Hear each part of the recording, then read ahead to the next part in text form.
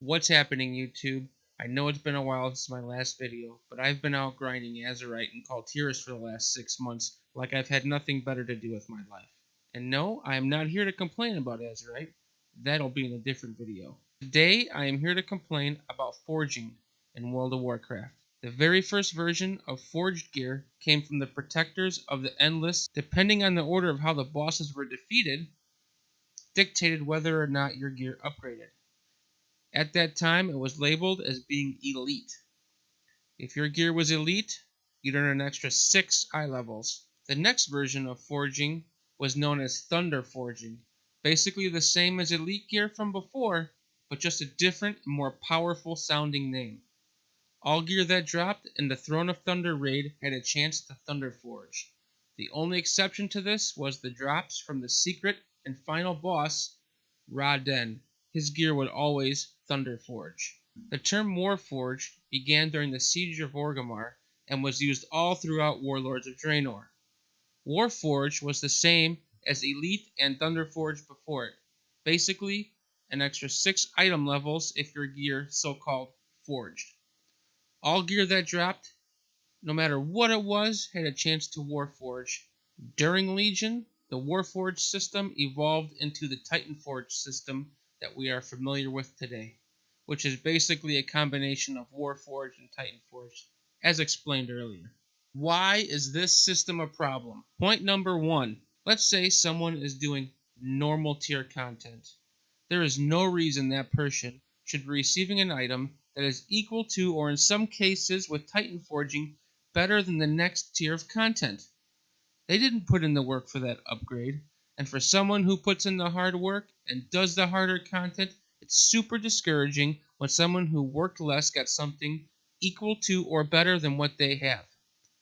Now, I know some will argue, oh, you're just jealous of what your neighbor has. No, the problem is the effort to reward ratio. Point 2. Forging creates severe, and I mean severe, eye level gains. We just received the Squish, this expansion, and it felt bad enough. Point 3. You will never achieve your best in slot item. Even if you are good enough to Mythic Raid, the chance your piece will Titan Forge is very low. Yes, some pieces of loot can't Titan Forge, but most of them can, and when they don't, it's very discouraging. Point 4. Upgrades just happen and kind of ruin the excitement of the loot. If your item doesn't forge, you're left with that it's good, but it's not the best feeling.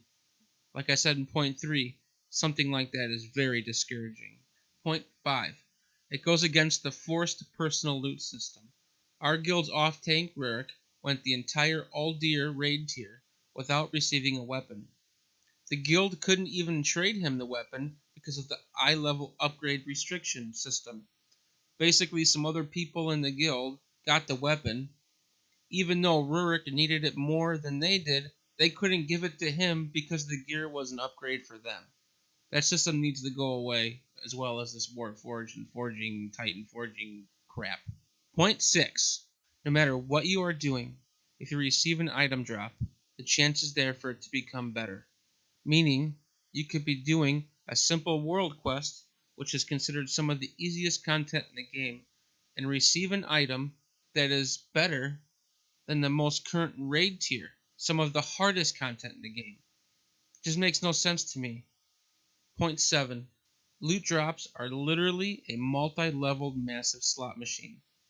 Blizzard now decides if we are worthy of an upgrade instead of the player. Well, fellow YouTubers, thanks for sticking around all the way to the end. It's much appreciated. Don't forget to like and subscribe down below and leave comments. I'd like to hear your thoughts on the whole Warforging and Titan Forging system. And also, if you have any suggestions on what could replace this system, if anything at all. Again, thanks for watching.